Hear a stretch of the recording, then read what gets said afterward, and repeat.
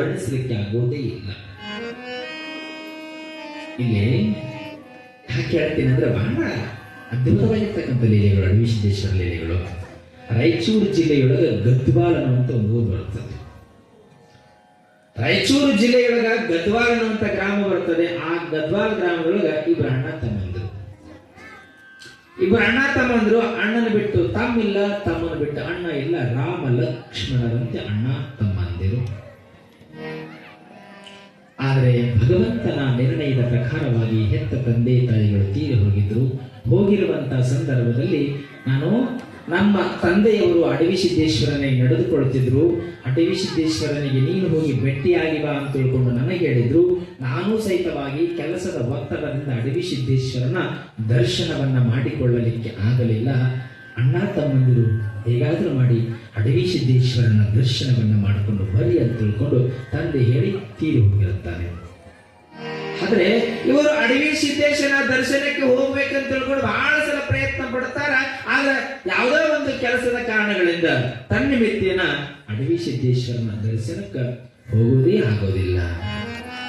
ಒಂದಿನ ಮನೆಯೊಳಗ ಅಣ್ಣ ತಮ್ಮಂದಿರು ಕೂಡಿಕೊಂಡು ಬಹಳ ಚಂದ ಮಾತಾಡುವಂತ ಸಂದರ್ಭ. ಅಣ್ಣ, ನಮ್ಮ ತಂದೆ ಅಡವಿಸಿದ್ದೇಶ್ವರನ ದರ್ಶನಕ್ಕೆ ಹೋಗಿ ಎಂದು ಹೇಳಿದ್ದಾರೆ. ಇಂದಿಗೂ ನಾವು ಅಡವಿಸಿದ್ದೇಶ್ವರನ ದರ್ಶನಕ್ಕೆ ಹೋಗ್ಲಿಕ್ಕೆ ಆಗಲಿಲ್ಲ. ಅಣ್ಣ, ನೀನು ಮದುವೆಯನ್ನ ಮಾಡಿಕೊಂಡು ಅಡವಿಸಿದ್ದೇಶ್ವರನ ದರ್ಶನ ಜಾತ್ರೆಗೆ ಹೋಗುವಂತ ತಿಳ್ಕೊಂಡು ತಮ್ಮ ಅಣ್ಣ ಹೇಳಿದ. ಆಯ್ತು ಅಂತ ತಿಳ್ಕೊಂಡು ತಮ್ಮನ ಮಾತನ್ನ ಮೇಲಾರದ ಅಣ್ಣ ಮದುವೆ ಆಗ್ತಾನೆ. ಶುಭ ಸಂದರ್ಭದಲ್ಲಿ ಮದುವೆಯನ್ನು ಮಾಡಿಕೊಂಡ. ಯಾವಾಗ ಅಣ್ಣನ ಮದುವೆ ಆಯ್ತು, ಮದುವೆ ಆದ ಬಳಿಕ ಗಂಡ ಹೆಂಡತಿ ಬಹಳ ಸುಖದಿಂದಿದ್ರು. ಅವರು ವ್ಯಾಪಾರವನ್ನು ಮಾಡ್ಕೊಂತ ಊರಿಗೆ ಹೋಗ್ತಿದ್ರು ಅಣ್ಣ ತಮ್ಮರಿಬ್ರು. ಆದ್ರೆ ಅಣ್ಣ ಊರುಗಳಿಗೆ ಹೋಗ್ತಿದ್ದ, ಗಂಡ ಹೆಂಡತಿ ಬಹಳ ಚಲೋ ಇದ್ರು. ಆದರೆ ಒಳ್ಳೆ ಹೆಣ್ಣು ಸಿಕ್ಕಿರ್ಲಿಲ್ಲ. ಅಣ್ಣನಿಗೆ ಒಳ್ಳೆ ಹೆಣ್ಣು ಸಿಕ್ಕಿರ್ಲಿಲ್ಲ. ಆರಂಭದೊಳಗ ಕಾಲು ಜಾರದರೆ ವನವಾಸ ಅನ್ನುವಂತ ಹಾಡು ನಮ್ಮ ಗವಾಯಿಗಳವರು ಇವತ್ತು ಆಡಿದ್ರು. ಅದು ಯಾಕೆ ಆಡಿದ್ರು ಗೊತ್ತಿಲ್ಲ. ನನ್ನ ಸಬ್ಜೆಕ್ಟಿಗೂ ಅದಕ್ಕೆ ಸಂಬಂಧ ಅದ. ಇಲ್ಲಿ ಕಾಲು ಜಾರಿದರೆ ವನವಾಸ ನಾರಿಗೆ. ಆ ಹೆಣ್ಣು ಮಗಳು ಮದುವೆಗಿಂತ ಮುಂಚಿತವಾಗಿ ಊರೊಳಗ ಬಿಟ ಪುರುಷರ ಸಂಘವನ್ನ ಹೊಂದಿರುವಂತ ಹೆಣ್ಣು ಮಗಳು,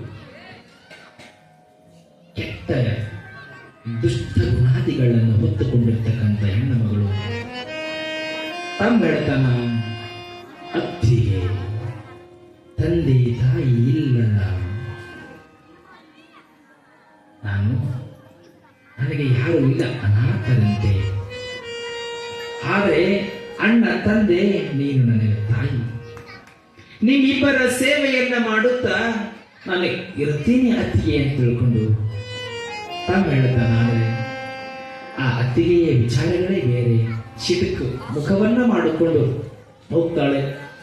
ಆದ್ರ ಇಲ್ಲಿ ಅಣ್ಣ ಅನಿವಾರ್ಯ ಕೆಲಸದಿಂದ ತನ್ನ ಕೆಲಸಕ್ಕೆ ಹೋಗ್ತಿದ್ದ. ದುಡಿದ್ರ ಮನೆ ನಡೀತದೆ, ದುಡ್ಲಾದ ಮನೆ ನಡೀತದೆ.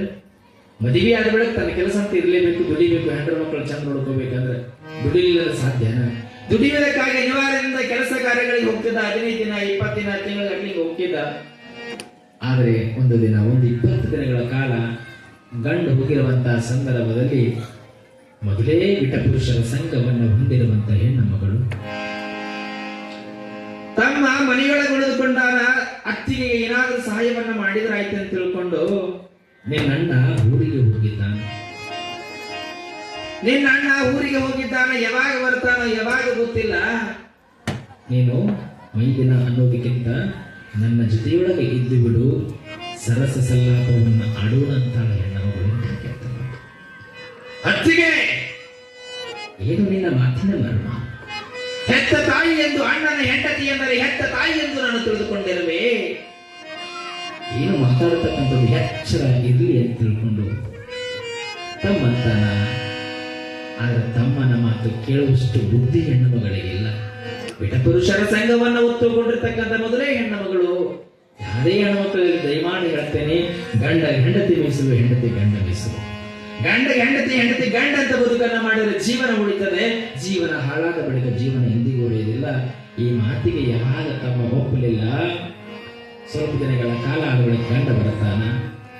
ಗಂಡನನ್ನ ಪ್ರೀತಿಯಿಂದ ಮಾತಾಡಿಸುತ್ತ ನನ್ಮೆಯ ಮಾತುಗಳನ್ನು ಹೇಳುತ್ತಾ ಗಂಡನಿಗೆ ಹೇಳ್ತಾಳ, ರೀ ನೀವು ಹೊರಗಡೆ ಕೆಲಸಕ್ಕೆ ಹೋಗಿರುವಂತ ಸಂದರ್ಭದಲ್ಲಿ ನಿನ್ನ ತಮ್ಮ ನನ್ನನ್ನು ಮುಟ್ಟುವುದಕ್ಕೆ ಪ್ರಯತ್ನವನ್ನ ಮಾಡಿದ. ಅಣ್ಣ ತಮ್ಮರು ರಾಮ ಲಕ್ಷ್ಮಣ ಅಂತ ಉಳಿದುಕೊಂಡಾರ. ಅವರ ಅಣ್ಣ ತಮ್ಮರ ಮಧ್ಯೆ ಲಕ್ಷ್ಮಣ ರೇಖೆಯನ್ನು ಎಳೆಯುವಂತ ಪ್ರಸಂಗ, ಕಟ್ಟು ಸುಳ್ಳು ಮಾತುಗಳನ್ನು ಹೇಳುತ್ತಾ ಅಣ್ಣ ತಮ್ಮರ ಮನಸ್ಸನ್ನ ಒಡೆಯಲಾಕತ್ತಾಳೆ. ಯಾವಾಗ ಹಿಂಗೆ ಹೇಳಿದ್ರು ಅಣ್ಣನಿಗೆ ಒಂದಿಷ್ಟು ಸಿಟ್ಟು ಬಂತು. ಅಣ್ಣ ತಮ್ಮನನ್ನ ಬೇರೆ ಮಾಡಿ ಇಟ್ಟ. ಅತ್ತಿಗೆಯನ್ನ ತಾಯಿ ಎಂದು ತಿಳಿದಾನ. ಅದೇ ಅತ್ತಿಗೆ ಮನೆಯಿಂದ ಹೊರಗಡೆ ಹಾಕಿಸಿದು. ತನ್ನ ಮಾತಿಗೆ ಒಪ್ಪಾದ ಇರುವುದರಿಂದ ಹೊರಗೆ ಹಾಕಿಸಿದರು. ನೋವನಿಸ್ತು ತಮ್ಮನಿಗೆ. ಆದರೆ ಇಲ್ಲಿ ಇರುವುದು ಒಳ್ಳೆಯದಲ್ಲ ಅಂತ ತಿಳ್ಕೊಂಡು ತಮ್ಮ ಮನೆ ಬಿಟ್ಟು ಉಳ್ಕೊಂಡ. ಒಬ್ಬನೇ ತಮ್ಮ ಮನೆ ಬಿಟ್ಟು ಉಳ್ಕೊಂಡ. ಈಗ ಕಾಲ ಕಳೆಯುವಂತ ಸಂದರ್ಭದಲ್ಲಿ ಏನ್ ಮಾಡ್ತಾಳೆ ಹೆಣ್ಣುಗಳು? ಮತ್ತೆ ಕೆಲಸಕ್ಕೆ ಹೋಗ್ತಿದ್ದ ಗಂಡ ಮತ್ತೆ ಬರುತ್ತಿದ್ದ ಸ್ವಲ್ಪ ಲೇಟ್ ಆಗ್ತದೋ. ಆದ್ರೆ ಸಂಘವನ್ನ ಹೊತ್ತುಕೊಂಡು ಬಿಟ್ಟಳು. ವಿಟಪುರುಷರ ಸಂಘದ ಜೊತೆ ಕಾಲವನ್ನ ಕಳೆಯಲಾಕತ್ತಿದಳು. ಇಲ್ಲಿ ಯಾವಾಗ ಒಂದು ದಿನ ಬಹಳ ದಿನ ಆಗಿತ್ತು.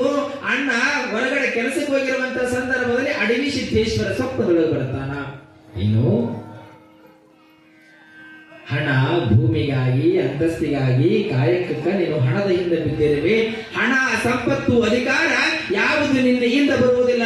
ಅಡವಿ ಸಿದ್ದೇಶನ ನಾಮಸ್ಮರಣೆಯನ್ನ ಮಾಡು, ಭಗವಂತನ ನಾಮ ಧ್ಯಾನವನ್ನ ಮಾಡು ಅಂತ ತಿಳ್ಕೊಂಡು ಸ್ವಪ್ನ ಆಗುತ್ತದೆ.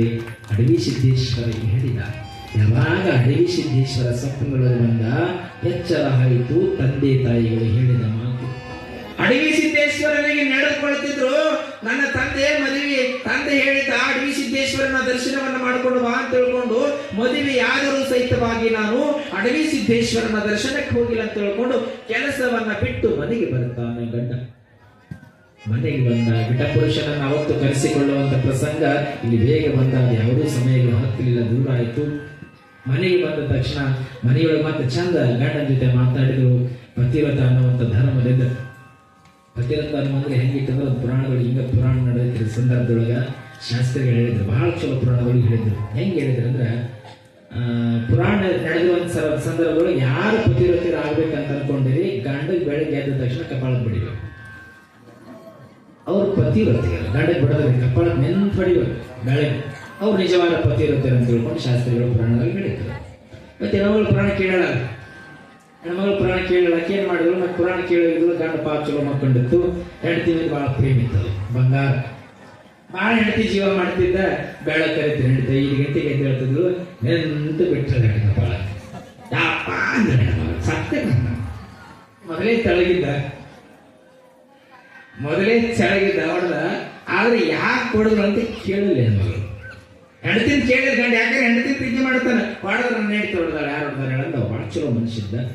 ಇದು ಎಷ್ಟು ದಿನ ಹೋಗ್ತಾರೆ ಹೊಡೆಸ್ಕೊಂಡು 3-4 ತಿಂಗಳು ಹೊಡೆದ್ರು ಚಿತ್ತತ್ತಿರವಾಗ ಯಾರು ಹೇಳ್ಯಾರ ನನ್ನ ಹೆಂಡತಿ ಕಪಾಲ ಕೊಡ್ಲಿಕ್ಕತ್ತಾಳ ಹೆಂಗ ಚಿಂತೆ ಮಾಡ್ತಿದವ. ಹೆಂಗ ಹೊಡೆಸ್ಕೊಂಡು ಉದುರಿ ಕಡ್ಡಿ ಆಗಿನಿ, ಊಟ ಸೇರ್ತಾ ಇಲ್ಲ, ಹೆಂಗ ಚಿಂತೆ ಮಾಡೋ ಗಂಡ ಒಂದಿನ ಏನ್ ಮಾಡಿದ? ತಂದಿ ಮನಸ್ಸಕ್ ಬಂದ ಮನೆ. ಮಗಳು ನೋಡಂಗಾಯ್ತು ತಂದಿ. ಮಗಳ ಹೆಂಗಿದೀಯವ? ಯಪ್ಪ ಪುಣ್ಯ ಮಾಡೀನಿ, ನನ್ನ ಗಂಡ ಎಂತ ಗಂಡ ಚಲೋ ಸಿಕ್ಕಾನ. ನಾನು ಪ್ರೇಮ ಮಾಡ್ತಾನ, ಪ್ರೀತಿ ಮಾಡ್ತಾನ, ಇಲ್ಲ ತಂದು ಕೊಡ್ತಾನ, ಚಂದ ಕೈ ಮಾಡಿ ತುತ್ತು ಮಾಡಿ ಬಂಗಾರ ಅಂತ ತೋರಿಸ್ತಾನ.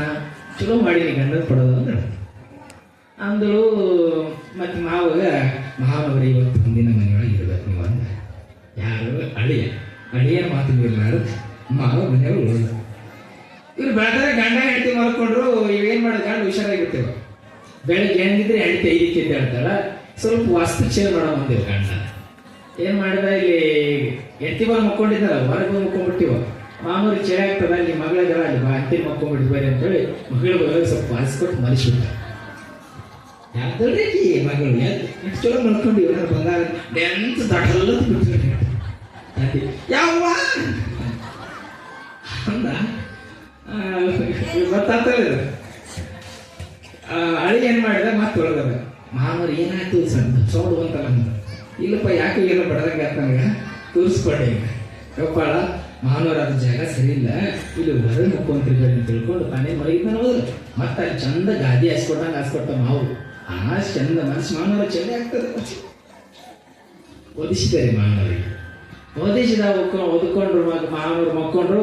ಇವು ಅಳಿಯ ಯಥಾ ಬ್ರಹ್ಮಾಂಡ ತಥಾ ಪಿಂಡಾಂಡ ತನ್ನ ಗಾದಿ ಸಿಟಿಗೆ ಮಕ್ಕೊಂಡವು. ಒಳಗೆ ಹೆಂಡತಿ ಹೊರಗೆ ಜಾಗಿತ್ತಲ್ಲ ಅದೇ ಜಾಗಕ್ಕೆ ಮಕ್ಕಂಡ. ಹೆಂಡತಿ ಹೊರಗೆ ಬಂದವ್ರಿ 5:30 ಆಗಿತ್ತು. ಇಲ್ಲಿ ಮಕ್ಕೊಂಡೇನು ಚಲೋ ಆಗ್ತದೆ. ಈಗ ತಪ್ಪಿಸ್ಕೊಂಡು ಎಂತ ಬಿಟ್ಟು ತಣ್ಣನ ಬಂದಿಟ್ಟು ಯವ್ವ ಅಂದ ಮತ್ತೆ ಸತ್ಯ ಬಂದು ಮಾವ ಸೌಂಡ್ ಅಂತಲೇ ಒಳ್ಳೆಯ ಅದು ಹೊರೆ ಏನಾದ ಮಾವ ಅಂತ ಏನಿಲ್ಲಪ್ಪ ಬಿಟ್ಟಾಗ ಗ್ರಹಚಾರ ಸರಿ ಕೇಳಕ್ ಬಂದ ಕಲ ಮುಚ್ಚಿದ್ದ. ಇದು ಯಾವುದೇ ಬೇಡ, ಒಳಗ ರೂಮ್ ಬೇಡ, ಪಡಸಾಲಿ ಬೇಡ, ಇನ್ನೊಂದು ಹೊರಗೆ ಭಾಳ ಚಲೋ ಅಲ್ವ ಅಂತ ತಿಳ್ಕೊಂಡು ಹೊರಗಡೆ ಚಂದ ಮಲಿಸ್ಬಿಟ್ಟ. ಮತ್ತು ಇವ್ರು ಇಲ್ಲಿ ಮುಕ್ಕೊಂಡ ನಡವರ್ಕ್ ಇಲ್ಲಿ ಮುಕ್ಕೊಂಡೆ. ಬೆಳಕರದಲ್ಲಿ ಬೆಳಕರಿಯ ಸಮಯ ಹೊರಗೊಂದು ಏನೋ ಬೆಳಕಿಂದ ಸಿಗುವಲ್ಲಿ ಮಾಡ್ಕೊಂತದೆ ಅಂತ ಹೇಳ್ತೀವಿ.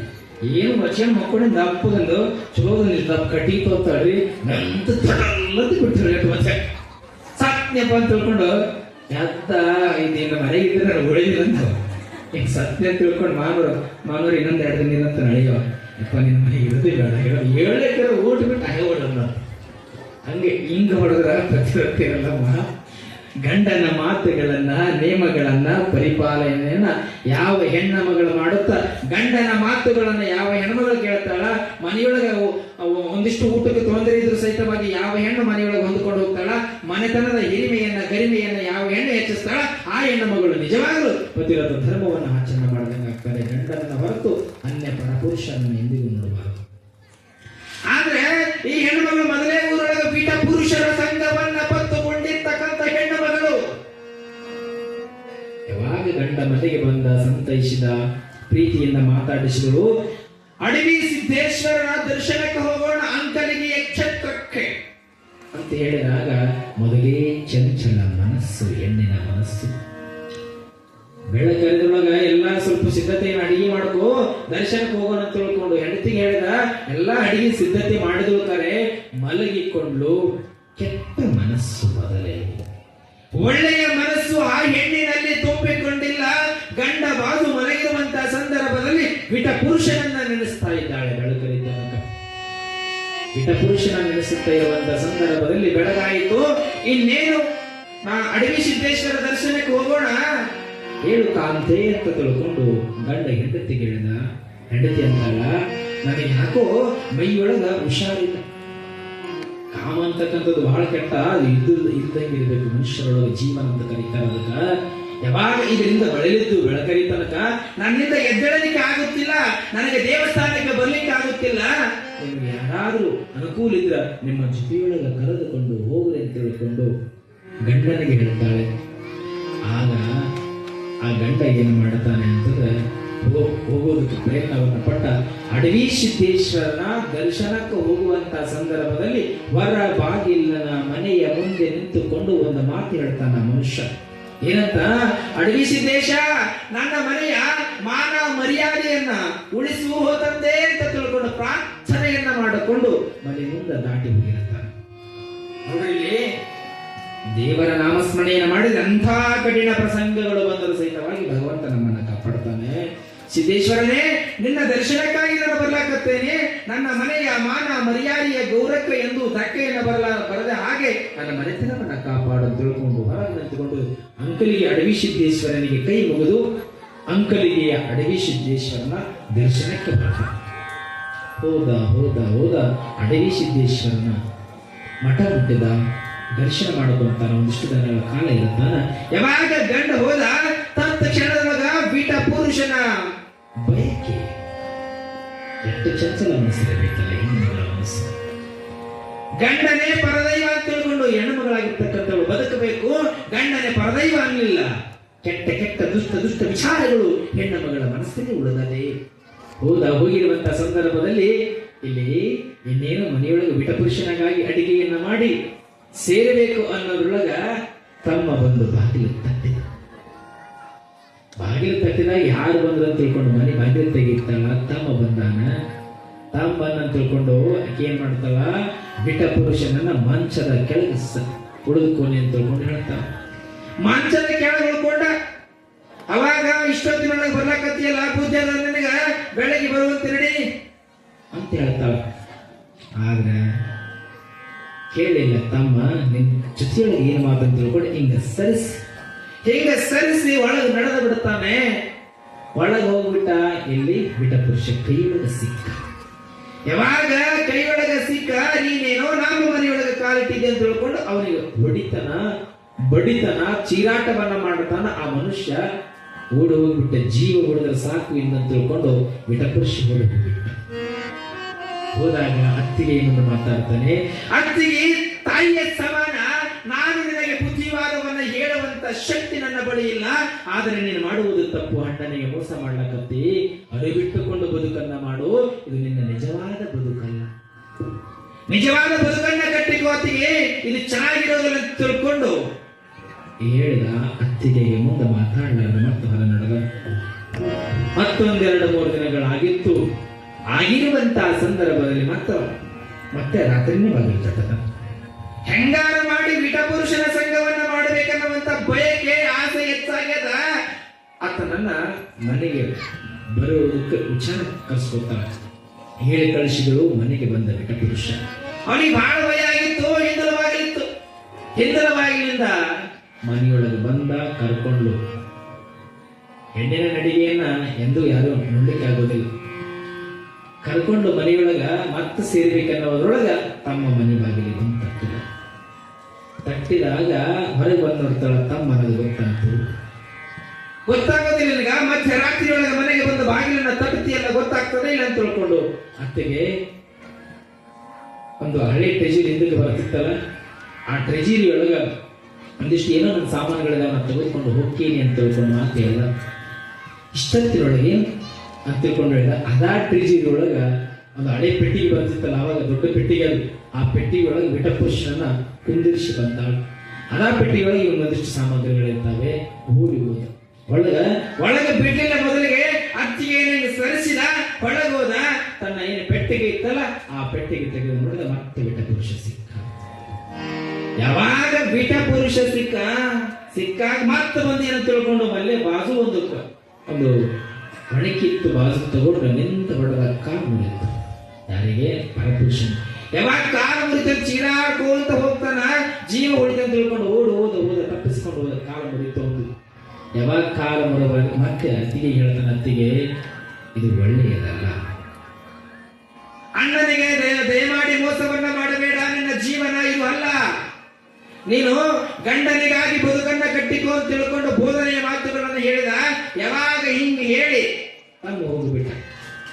ಸ್ವಲ್ಪ ದಿನಗಳ ಬಳಿಕ ಏನ್ ವಿಚಾರ ಮಾಡ್ತಾಳ, ಇಲ್ಲಿ ಅಡವಿ ಸಿದ್ದೇಶ್ವರನ ದರ್ಶನ ಆಯ್ತು, ಇನ್ನು ನನ್ನ ಗಂಡ ಮನೆಗೆ ಬರ್ತಾನ. ತಾಮೇನಾದ್ರೂ ನನ್ನ ವಿಚಾರವನ್ನ ಅಣ್ಣನಿಗೆ ಹೇಳಿದ್ರ ನನಗ ಗಂಡ ಸಿಗೋದಿಲ್ಲ, ತವರ ಮನೆ ನಿಚ್ಚಲಾಗ್ತದ. ತವರ ಮನೆ ನಿಚ್ಚಲಾಯಿತು ಅಂದ್ರೆ ನನ್ನ ಜೀವನ ಉಳಿಯುವುದಿಲ್ಲ. ಹೆಣ್ಣು ತವರ ಮನೆ ಸೇರಬಾರದು ಅಂತ ಗೊತ್ತದೇ. ಗೊತ್ತಿದ್ರು ಕೆಟ್ಟ ಮನಸ್ಸು, ವಿಚಲ ಮನಸ್ಸು. ನನಗಿನ್ನ ಆಯ್ತು, ನನ್ನ ಗಂಡ ನನ್ನ ಸೇರೋದಿಲ್ಲ, ನನ್ನನ್ನು ಹೊಡಿತಾನ ಬಡಿತಾನ, ನನ್ನ ಗಂಡ ಮನೆ ಬಿಟ್ಟು ಕಳಿಸ್ತಾನ ಅಂತ ತಿಳ್ಕೊಂಡು ಆ ಹೆಣ್ಣು ಮಗಳು ಎಷ್ಟು ಜಾಣ್ಮೆ ಇರಬೇಕು. ಯಾವಾಗ ದಾರಿ ತಪ್ಪಿದ ಹೆಣ್ಣು ಮಗಳು ಏನು ಮಾತುಗಳನ್ನ ಹೇಳ್ತಾರೆ ಎಚ್ಚರಿರೋದಿಲ್ಲ. ಮನೆಯೊಳಗ ಒಂದಿಷ್ಟು ತಾಕಲಾಟಗಳನ್ನ, ತೊಂದರೆಗಳನ್ನ ಮನೆಯೊಳಗೆ ತರುತ್ತಿರ್ತಾರೆ. ಮನೆಯೊಳಗ ಶಾಂತಿ ಇಲ್ಲದಂಗ ಮಾಡುತ್ತಾರೆ ಇವರು. ಯಾವಾಗ ಪರಪುರುಷರ ಸಂಘ ಇರ್ತದೆ ಮನೆಯೊಳಗ ಯಾವಾಗ ಶಾಂತಿ ಇರ್ತದ, ನೆಮ್ಮದಿ ಇರ್ತದ ಮನೆಯೊಳಗ, ಸತ್ಯವೇ ಇಲ್ಲ. ಇಲ್ಲಿ ಅಡವಿ ಸಿದ್ದೇಶ್ವರನ ದರ್ಶನ ಮಾಡಿಕೊಂಡು ಅಣ್ಣ ಬಂದ. ಮನೆಯೊಳಗೆ ಬಂದ ತಕ್ಷಣದೊಳಗ ಪ್ರೀತಿ ಮಾಡ್ತಾಳ. ಗಂಡನ ಬಿಟ್ಟು ನಾನು ಅನ್ಯ ಪುರುಷರನ್ನ ನೋಡುವುದು ನನ್ನ ಬಹಳ ಚಂದ. ಗಂಡನನ್ನ ನಂಬಿಸಿ ಬಿಟ್ಟು, ಗಂಡನನ್ನು ನಂಬಿಸಿ ಚಂದ ಗಂಡ ಹೇಳ್ತಿ ಕೂಡಿರುವಂತಹ ಸಂದರ್ಭದೊಳಗೆ ಗಂಡ ಹೇಳ್ತಾಳ, ನೋಡು ನಾನು ಪರಪುರುಷರನ್ನ ಕಣ್ಣೆತ್ತಿ ನೋಡುವಂತ ಹೆಣ್ಣು ಮಗಳು ನಾನಲ್ಲ, ನಿನ್ನ ಹೊರತು ತಿಳ್ಕೊಂಡು ಗಂಡಗೆ ಹೇಳುವಂತಹ ಸಂದರ್ಭದಲ್ಲಿ ಚಂದ ಗಂಡನನ್ನ ನಂಬಿಸಿ ಬಿಟ್ಟಳು. ಮುಂದೆ ಏನ್ ಹೇಳ್ತಾಳೆ, ರೇ ನೀವು ಅಂಕಲಿಗೆ ಅಡವಿ ಸಿದ್ದೇಶ್ವರನ ದರ್ಶನಕ್ಕೆ ಹೋಗಿರುವಂತಹ ಸಂದರ್ಭದೊಳಗ ಏನಾಗಿತ್ತು, ನಿನ್ನ ತಮ್ಮ ನನ್ನನ್ನ ಬಲಾತ್ಕಾರ ಮಾಡೋದಕ್ಕೆ ಪ್ರಯತ್ನ ಪಟ್ಟ. ನೋಡ್ರಿ ಅಂತ ಲಜ್ಜಿಗೆಟ್ಟ ಮಾತುಗಳಿದ್ದಾವೆ. ಯಾವಾಗ ಹೀಗೆ ಹೇಳಿದಾಗ ಇಲ್ಲಿ ಸಂದರ್ಭ ವಿಕೋಪಕ್ಕೆ ಹೋಗಿತ್ತು. ನನ್ನ ತಮ್ಮನೇ ನನ್ನ ಜೀವನವನ್ನ ಹಾಳು ಮಾಡಕತ್ತನ ತಿಳ್ಕೊಂಡು ಕೊಡಲಿಯನ್ನ ತೆಗೆದುಕೊಂಡು ತಮ್ಮನನ್ನ ಕಡಿಯುವುದಕ್ಕೆ ಹೊರಟ ಅಣ್ಣ. ಅಣ್ಣನ ಬಿಟ್ಟು ತಮ್ಮ ಇರ್ತಿದ್ದಿಲ್ಲ, ತಮ್ಮನ ಬಿಟ್ಟು ಅಣ್ಣ ಇರ್ತಿದ್ದಿಲ್ಲ. ಕೊಡಲಿಯನ್ನ ತೆಗೆದುಕೊಂಡು ತಮ್ಮನನ್ನ ಕಡಿಯೋದಕ್ಕೆ ಹೋದ. ರೂಮ್ನೊಳಗೆ ಬೇರೆ ಒಂದು ಮನೆ ಮಾಡಿದ ಒಂದು ರೂಮು ಹೋದ. ಇನ್ನೇನು ತಮ್ಮನನ್ನ ನಿರಾಸನಾಗಿದ್ದಾನೆ. ಊಟಿಲ್ಲ, ಹಣ್ಣಿಲ್ಲ. ಅತ್ತಿಗೆ ಒಂದು ತುತ್ತು ಅಡಿಗೆ ಎಂದು ಮಾಡಿಕೊಟ್ಟಿಲ್ಲ. ಊಟಿಲ್ಲ, ತಮ್ಮ ಕೈಕಾಲೊಳಗೆ ಶಕ್ತಿ ಇದ್ದಂಗೆ ಮಲಗ್ಯಾನೆ. ಅಣ್ಣ ಇನ್ನೇನು ಕೊಡಲಿ ತಗೊಂಡ ಕಡಿಬೇಕು ಅನ್ನೋದ್ರೊಳಗ ಅಂಕಲಿಗೆ ಅಡವಿ ಸಿದ್ದೇಶ್ವರ ಪ್ರತ್ಯಕ್ಷ ದರ್ಶನವನ್ನು ನೀಡ್ತಾ ಇದ್ದಾರೆ. ಮಧ್ಯದಲ್ಲಿ ಬಂದು ಏನೋ ನಿಂತಕೋ ಅಣ್ಣ ಕಡಿಯಬೇಡ. ನಿನ್ನೆಲ್ಲ ಮಾತುಗಳನ್ನ ನಂಬಿಸಿದ್ದಾಳೆ ನಿನ್ನ ಹೆಂಡತಿ. ಆದರೆ ನೀನು ಏನು ಹೇಳಿರುವೆ ಮನೆ ಬಿಟ್ಟು ಹೋಗುವಂತ ಸಂದರ್ಭದಲ್ಲಿ? ಅಂಕಲಿಗೆ ಅಡವಿ ಸಿದ್ದೇಶ್ವರನ ದರ್ಶನಕ್ಕೆ ಹೋಗುವಂತ ಸಂದರ್ಭದೊಳಗ ಯಪ್ಪ ನನ್ನ ಮನೆತನದ ಮಾನ ಮರ್ಯಾದೆ ಗೌರವವನ್ನ ಉಳಿಸಿ ನನ್ನ ಮನೆತನವನ್ನ ಕಾಪಾಡು ಓ ತಂದೆ ಎಂದು ಪ್ರಾರ್ಥನೆಯನ್ನು ಮಾಡಿಕೊಂಡು ಹೋಗಿರುವೆ. ಅದಕ್ಕಾಗಿ ನಿನ್ನ ಮನೆತನವನ್ನ ಕಾಯ್ದಿರುವುದು ನಾನು, ನಿನ್ನ ತಮ್ಮನಲ್ಲ. ನಿಮ್ಮ ತಮ್ಮನ ವೇಷದಲ್ಲಿ ನಿನ್ನ ಮನೆಗೆ ಆಗಾಗ ರಾತ್ರಿ ನಾನು ಹೋಗ್ತಿದ್ದೆ ಅಂತ ತಿಳ್ಕೊಂಡು ಅಡವಿ ಸಿದ್ದೇಶ್ವರ ಹೇಳ್ತಾರೆ ಮಧ್ಯರಾತ್ರಿ. ಅವಾಗ ತಮ್ಮ ಎಚ್ಚರಾಗ್ತಿದೆ, ಅದು ಗೊತ್ತಿಲ್ಲ ತಮಗೆ, ಏನು ಗೊತ್ತಿಲ್ಲ. ಹೇಳಿದಾಗ ನಿನ್ನ ತಮ್ಮ ನಿನ್ನನ್ನು ನಂಬಿಕೊಂಡಿದ್ದಾನೆ, ನಿನ್ನ ಮೇಲೆ ಪ್ರೀತಿ ಇಟ್ಟುಕೊಂಡಿದ್ದಾನೆ, ನಿನ್ನ ಮೇಲೆ ವಿಶ್ವಾಸವನ್ನು ಇಟ್ಟುಕೊಂಡಿದ್ದಾನೆ ಅನ್ನೋದ್ರೊಳಗ ಹೆಂಡತಿ ಎಂದು ಹುಡುಗರು ಎಲ್ಲ ಗೊತ್ತಾದಾಗ ಏನ ಹೆಂಡತಿಯನ್ನ ಕಡಿತೀನಿ ಅಂತ ಹೆಂಡತಿ ನನಗೆ ಬೇಡ, ಜಾರಣಿಯ ಹೆಂಡತಿ ನನಗೆ ಬೇಡ ಅಂತಾನ. ಯಾವಾಗ ಬೇಡ ಅನ್ನೋದ್ರೊಳಗ ಯಪ್ಪ ಅಡವಿ ಸಿದ್ದೇಶ ನನ್ನ ಮನೆತನವನ್ನ ಕಾಪಾಡು, ನನಗೆ ಗಂಡ ಬೇಕು, ನನಗೆ ಗಂಡ ಬೇಕಂತ ತಿಳ್ಕೊಂಡು ಅಡವಿ ಸಿದ್ದೇಶ್ವರರ ಪಾದವನ್ನ ಹಿಡಿತಾಳೆ ಹೆಣ್ಣ ಮಗಳು. ನಾನು ಮಾಡಿದ್ದು ತಪ್ಪಾಗದೆ